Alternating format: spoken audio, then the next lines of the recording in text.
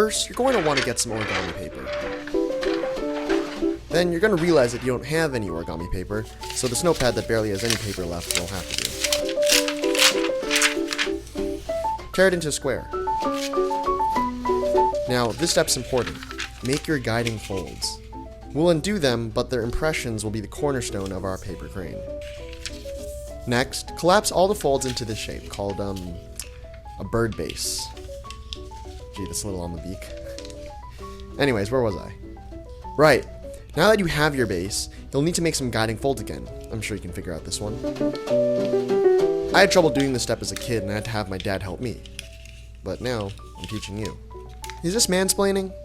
Let's move on. Technically, you could start finishing the crane now, but we want our crane to look more realistic, so we're going to make these folds in order to thin the neck and the tail. Wait, what do real cranes look like? Ah, I see. Well, cranes are cool, but spoonbills are better. Anyways, okay, we're almost done. Just fold up and down the wings, pop out the tail and the neck, and finally,